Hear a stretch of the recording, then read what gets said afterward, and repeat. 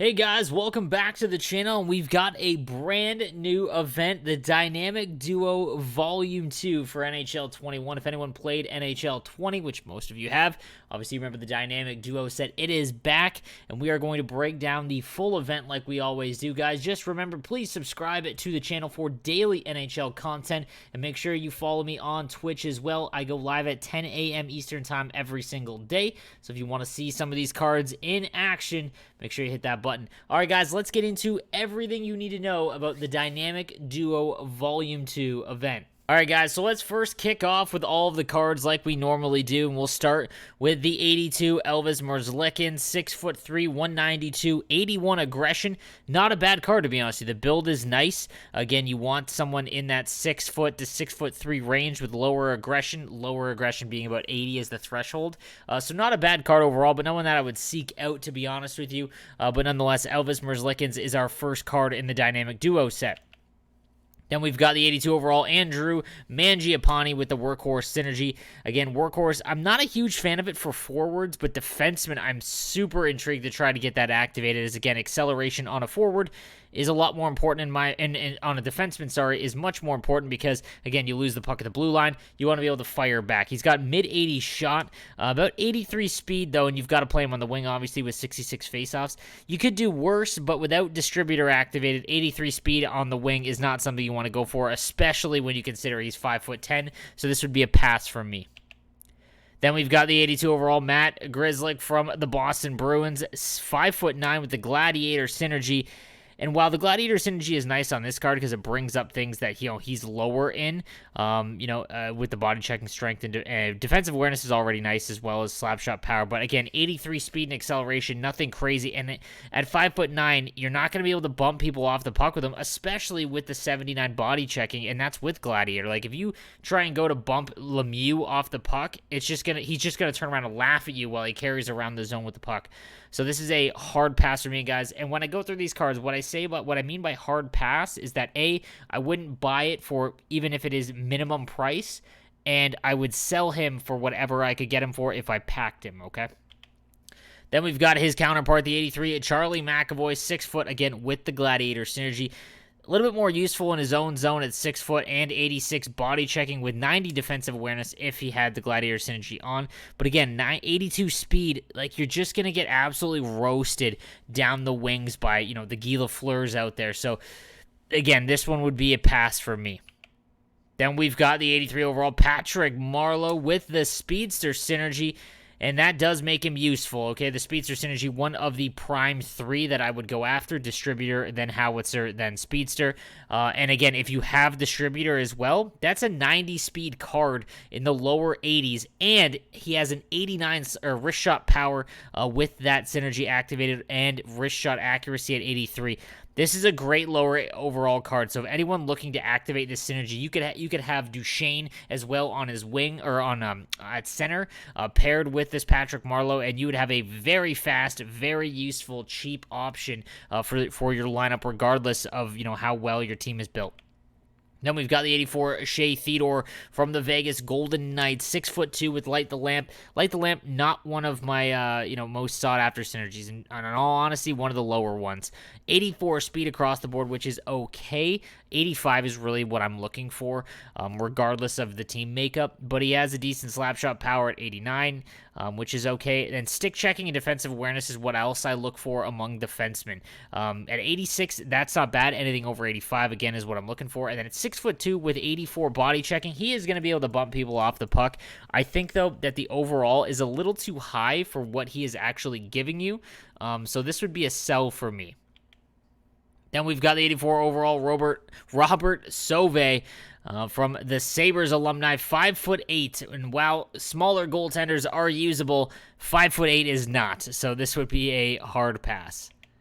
Then we've got the 6'1" Bob Nystrom from the Islanders with the Wingman Synergy, 83 speed. So again, just not something that's really usable in my opinion. He does have a decent shot above 86 overall and all the hand stats above 86 as well. He's a very well-rounded card, but at 83 speed, like you've got to pair him with Duchesne or Marleau, so that you're not absolutely blown by on both sides. He is useful in the defensive zone, but again, this would be a sell for me. There's other cards in this set that I'd like more. Then we've got the 84 Brendan Morrison with the passing playmaker synergy. Really low speed on most of these cards so far. Again, speed at 83 with distributor 86, which is okay. And that actually isn't bad because, he's got 87 on the draws, which is usable. And again, speed is one of the lesser important stats for centerman. His shot is okay in the mid 80s, and his passing and puck control at 87 is nice. Defensive awareness 87, stick checking 88. This actually isn't a bad card at all, and one you might be able to use for center position because that 87 on the draws is nice. It depends on how cheap you can get him. Passing playmaker is not a synergy that I would look to activate, though. Then we've got the 84 Glenn Healy, 5'9", so again, not going to be usable in my opinion with the balance synergy, so hard pass all the way around. Then we've got the 85 John Tonelli, again with the wingman synergy, 6'1", 201. And again, 83 speed with distributor is 86, which is nice, and a high 80s wrist shot, which is okay with the wingman synergy activated, which is a pretty good synergy in my opinion. I'm not going to lie, not bad at all. Stick checking at 89, which is nice, and has, enough size to do damage in the defensive zone. So this could be a usable card. It depends how expensive he is if you're looking to buy him. But if he's not selling for a ton and you packed him, it might be usable for you if you're on a base card team or a free-to-play team. Then we've got the 85 overall, Matthew Tkachuk, and again, that workhorse synergy is super valuable for defensemen, and there isn't a ton of defensemen that have it off the top of my head, like team builder Larry Murphy and Chris Pronger from the last Master set. If you can find some forwards to sneak in to get that activated, that makes those cards really valuable. And 6'2", obviously great in the defensive zone. 87 body checking, defensive awareness at 85, you like to say a little bit higher, but a nice shot above 85 and hand stats above 85 as well. This is a very well-rounded card, is the Matthew Tkachuk. Then we've got the 85 Mike Richter, 5'11", which is usable, and 80 aggression. However, man, we're at a stage still early on where there's not a ton of synergies on all these cards. Like, you haven't seen the cards where they have 3 synergies and things like that. So a wasted synergy spot, one where you're not looking to activate like balanced, makes it really tough to put him in one of your goalie spots. Like, unless he has distributor and like swarm, in my opinion, because swarm I think is the next one you can activate after distributor. I just don't see a big value in him, and his stats aren't screaming that he's going to be all that good. But still, we love Mike Richter. Then we've got the 85 Jonas Korpisalo, 6'3", heart and soul synergy.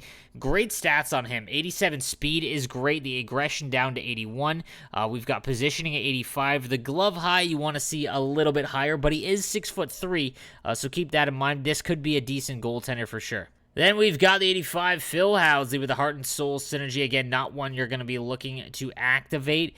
And again, 5'10" on the left defense with 81 speed is awfully tough to use. The only, reasoning to go with him is if you have distributed, make speed 84. His slap shot is real nice. 90 accuracy, 87 power. So while D-to-D one-timers still are kind of hit or miss, they don't really go in all that much, you can really do some damage by walking in from the point and letting her go. So there could be some value in him, but you have to pair him with someone fast.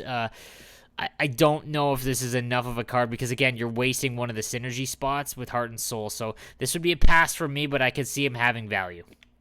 Then we've got the 85 Todd Bertuzzi, 6'3", and again, that super slow speed on the wings. Like, if you didn't like the Blake Wheeler, you're going to hate Todd Bertuzzi because he's even slower, and his endurance is 73. No, there's no way. This is just a completely hard pass all around. He's going to basically be crawling around the offensive zone, even with 90 body checking. He's great in his own zone, but like you're going to need him off the ice almost immediately. This is a hard sell. Then we've got the 86 Alex Pietrangelo from the Vegas Golden Knights.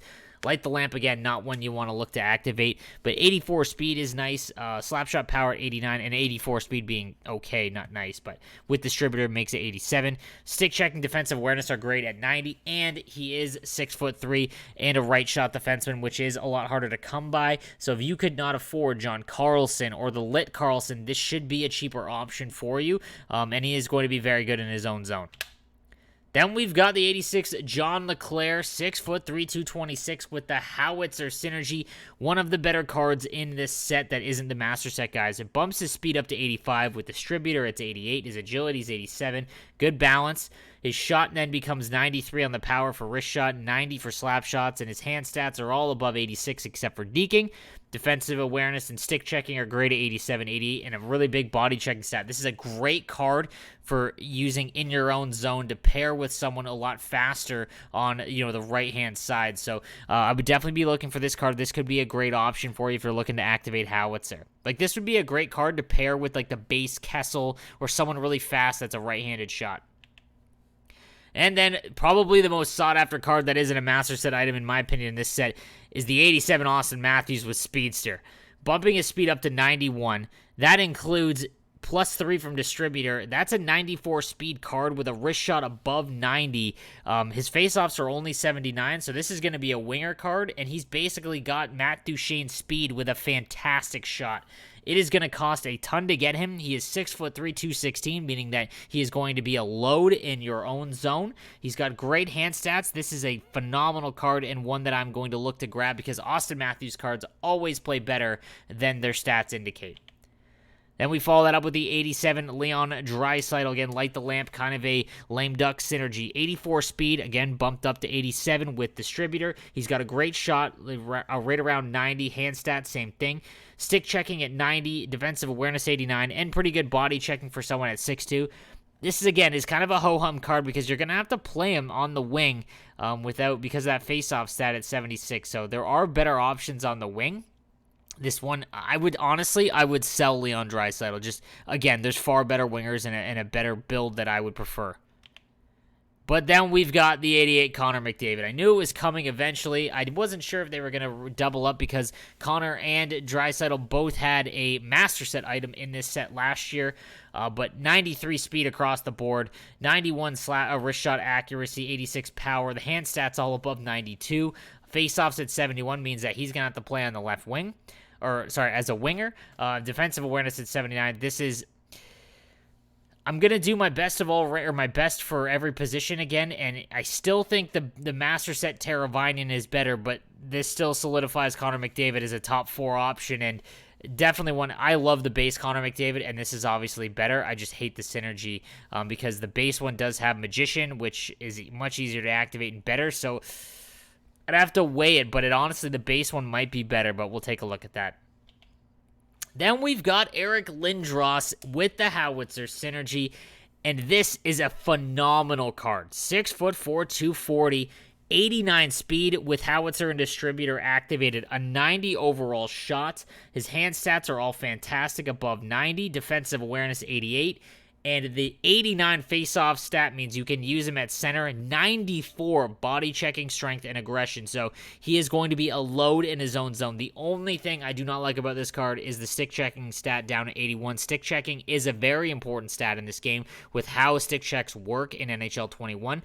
But nonetheless, you can't really complain. This is a great card and definitely one to go after. He is probably in the top 4 amongst centermen until we go through the master sets, but I'd have to see those ones. But this Eric Lindros card is phenomenal. And then we're into the master sets. We've got the 90 overall HENRIK SEDIN with Distributor. So automatically making him extremely valuable. It's 6'2", 183 with 88 speed, acceleration and agility 85 and 92, and the balance and endurance grade above 90. His shot is at 90, passing puck control 99, offensive awareness 99, meaning he's going to get those loose pucks quite well. Face-offs only 84, which is a little odd. Defensive awareness at 92 and stick checking at 93. If his face-off stat wasn't so, and I don't mean it's very low, you can definitely use an 84 face-off stat. That's no problem. I'm just curious if I'd rather have, no, he's definitely a better centerman. It's just like where he ranks in there among the best centermen in the game. With Distributor, it makes him extremely valuable. Now, this is a great card all the way around, no matter where you look at it. Then we've got Daniel Sedin, who's got the 82 face-off stat, again, a little bit lower, but with Distributor, yeah, both have passing playmaker, and again, just one that you're not looking to activate. So Distributor, again, boosted to 89 speed. His shot, again, a little bit worse, but 96 wrist shot accuracy is dynamite. Hand stats, almost perfect. Defensive awareness and stick checking above 90. It's a fantastic left-handed winger card. And again, just a great all-around card that you can get. However, I think there might still be better left-handed wingers because, again, it's speed and wrist shot. those are the most important when it comes to wingers. I'm going to do a deep dive again on all these cards after, guys, in another video, but just to face value, I don't know if the SEDINs are the cards to go after in these sets. And we've got Roman Josi of the Nashville Predators, 6'1", with the Swarm synergy, which is important because, again, I said that Swarm is a valuable synergy because it is easier to activate. It gives you +4 defensive awareness, which impacts puck interceptions, as well as stick checking, which, again, another important stat. So I say Swarm is important only because if you go perfectly and you activate all the synergies you want in the game, it goes Distributor, then Howitzer, then Speedster, and then Swarm, in my opinion, so you can activate them all. So it is a very important synergy. Shutdown, not a big fan of, but I mean, it would make him almost perfect defensively. 87 speed is great with Distributor up to 90. His shot is fantastic as well. Slapshot power 93. 87 accuracy is a left-handed shot. I still think Heiskanen is better, even the 89, but he's going to fall in right behind Heiskanen, I think, in my opinion. So this is still a fantastic card and obviously one of the best left defensemen you can get. Then we've got his partner, the Matthias. Oh, yeah, they're both left-handed. Matthias Ekholm, 6'4", 215, again with the Swarm synergy. Man, it's tough because, again, he's a little bit slower, but he is a lot bigger. 84 speed becomes 87 obviously with the Distributor activated. 93 shot power, 84 accuracy. Defensive awareness and stick checking, almost perfect. And body strength, or body checking and strength. What's it on Josi? Man, I don't know what I like more. The speed is important on Josi, but in the defensive zone, Matthias Ekholm is amazing. I'll do a deep dive again on what I think, but again, a great card, both left-handed. I don't know where I think both these cards might slot in, but I think Paul Coffey, off the top of my head, is still in the top 3, I think, so we'll have to take a look at that. Then we've got Aaron Ekblad, and yes, this is the best right-handed this is the best right-handed defenseman in the game. 6'4", 215. It was a nice run, John Carlson, but with the Howitzer synergy, the only thing he doesn't have is Distributor. But with 90 speed and Distributor activated for your team is up to 93. His slapshot power is 95, 84 accuracy, 94 defensive awareness, 93 stick checking, and body checking and strength at 91. At 6'4", this is an almost perfect card. The only thing John Carlson has on him is Distributor instead of Spark. But man, yeah, this is a phenomenal card and one of my favorites for this entire set. This is definitely in the top 3, so it's going to bump out probably Chelios in the top 3 in my opinion. So great card to go after. His counterpart, one of the best in the game as well, Alexander Barkov, 6'3", with the Howitzer synergy and speed up to 87, 90 with Distributor, and his shot all above 90. The power is nice at 95 and 94 with Howitzer. All of his hand stats above 92, and then defensive awareness, face and stick checking at 94, face-offs at 88, body checking 88. This is already one of my favorite centers in the entire game. Again, have to take a look at all of the stats, but I would rather have him at center than Gretzky. I don't know about Nobels. We'll have to take a look, but this is a great card as well. So far, Alexander Barkov and Ekblad are both the ones that I would go after in terms of the master sets. As far as the order goes, I'll do a video for that as well.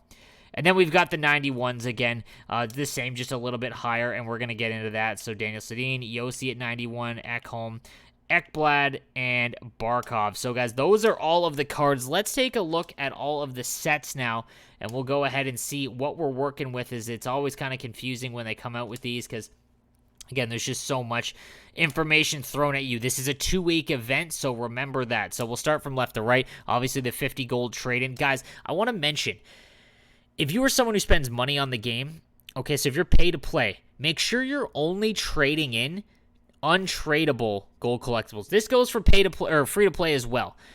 Do your untradables first for gold collectibles, and then wait and see if you have enough to trade in for more if you're using your tradable ones, because the tradable ones are going for like 1,100 coins, meaning that you could sell them for a ton. And then you have to do that math. Like, is the value of those coins, could you buy a Master Set player for cheaper than building one? Because, again, it's going to cost you about 50,000 or 500,000 Again, we'll get into that in a second, but 500,000 to make one, even a little bit more, so you have to do the math on that. All right, so then it's 2 gold collectibles for a choice of 1 of 2 Dynamic Duo Volume 2 Week 1 player items.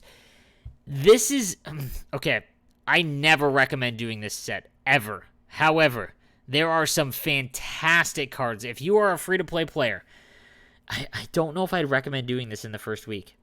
If you are a free-to-play player, and I would not do this in the first week, okay? Do not do this in the first week. If you play your first week, you get all the rewards, okay? And then you still cannot afford to do the Master Set item, and you know you're not going to, this set might be one of the only... Oh, no, because it's only week 1s. Man, that Lindros and that Lindros and Matthews... Is it worth risking 100K? No, it's still not risking, because you could get Korpisalo and Merzlikins. So do not. No, it's 100K in value. Don't do that. All right, so then 10 gold collectibles, okay? So a 10, it's bumped up because now you're getting 90 overall, guys, for an untradeable Master Set item. So again, guys, do everything in your power to make the tradable versions. Again, if you did not play NHL 21, you will see the shiny new Master Set item that you can get for cheaper. And in 2 months, you are going to be like, why did I do this? It comes at you faster than you would anticipate. So just be sure to do everything you can to get the untradeable. However, when I do the rankings for the Master Set items, there are a couple in this set that I think that you should do. Just like the Carlson from last week and from the Halloween event and the Heiskanen in the Litter versus Grid event. There are cards that I think that you need to get, and if it comes down to you having to do the untradeable version, so be it. Because 10 gold collectibles is a lot. Obviously that's 500 gold players. So just keep that in mind. 500,000 for an untradeable card is a lot. I have a feeling it's going to be cheaper to buy them. There are going to be a lot of packs opened, and next week when Rivals and Squad Battles and Hut Champs packs come, I have a feeling that you're going to be able to get these Master Set items for cheaper than what the untradeable or what the tradable cost is, and that's 12. You're talking about 600,000 coins in value because each collectible is worth about 50. I don't know. Again, do everything you can to make the untradeable, but I would just wait and see because I have a feeling that the cards are going to sell for less than 600K, even if it's 500, unless you have an exorbitant amount of untradeable gold cards. If you've got to trade in, 400 tradable gold player items, it's not worth it. Just take the coins, sell them in the auction house, and then take the coins and buy it outright. So just keep that in mind. All right, so now let's go over the Master Sets because they work a lot differently. So this is big. So you will get both the 91 Daniel and HENRIK SEDIN if you cash in Elias Pettersson, Thatcher Demko, the Vancouver Canucks home and away jerseys, and 20 gold collectibles. Guys, that is an absolute buttload of collectibles, okay? You're talking like that's... In terms of value, that's $1 million in coins. And I have a feeling when we go to search for Elias Pettersson, what's he going for? 50K. Okay, so like 17. So like you're looking at 17. I bet you all these are going to fall in right around 17K. So you're looking at like another. They're untradeable. Please, guys, do not do this. I promise you the value is not where you want it to be. It's untradeable. Like, unless you have all of these. Oh, man, I don't even know, because I don't even think free-to-play players are going to be able to get this.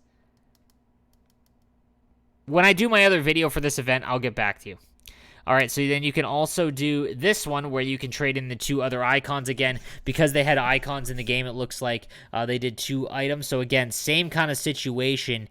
It depends if you have these, but even if you don't, because it's going to cost you like 20K for each item.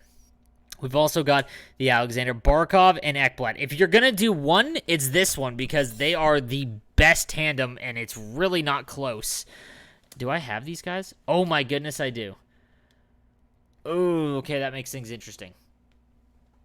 But the problem is that they're 91 overall, but, man, they're untradeable, guys. I do not think any of these untradeable sets are worth it. I think that if you have these items and they're tradable, you sell these. It's just $1 million coins that's gone forever. Bam. You are invested in EKBLAD, and Barkov, and there's no guarantee that they will get some bigger item that you can then cash those in for.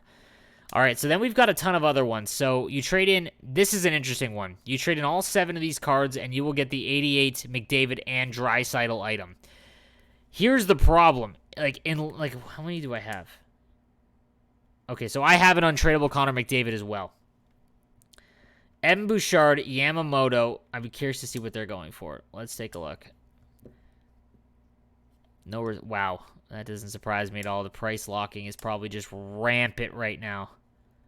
30K. Oh my goodness.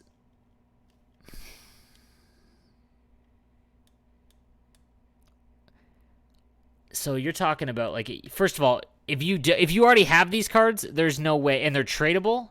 Oh man, if they're tradable, that changes things. If they're untradeable, and you have both of them,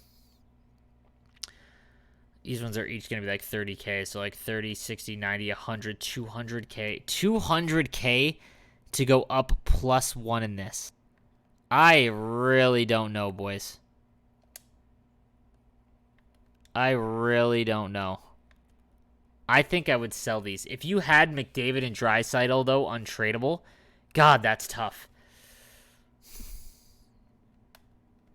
Because, again, I don't think McDavid boosted up by +1 is worth more because he's got Light the Lamp on instead of, Magician. So I don't even know if it's that worth. I mean, I guess Draisaitl would have it too, so you'd be really close to Light the Lamp. It would depend. There's no way I would go out and try and buy these. Like, if I had to buy McDavid and Draisaitl, there's no way. And if I had to buy, one of them, I don't even know if I would do that either because this is worth 100K right here, and this is basically another 100 in Yamamoto, Bouchard, and Klefbom. So I don't think I would do this set, although it is interesting. The Vancouver Canucks West Coast set, so Horvat, Miller, and 2 gold collectibles, and you will get the 85 Todd Bertuzzi and Brendan Morrison. Hard pass on this. Bertuzzi is not a usable card in my opinion. The Buffalo Sabres Rewind set will give you Phil Housley and Bob Sauvé. Again, hard pass on this. Phil Housley might be usable, but Sauvé is not in my opinion. Again, 100K for these cards and Rasmus Dahlin Hutton. I mean, those are kind of useless, but the 2 gold collect for 100K wouldn't do it, even if they're free to play. New York Rangers set, you'll get Richter and Healy.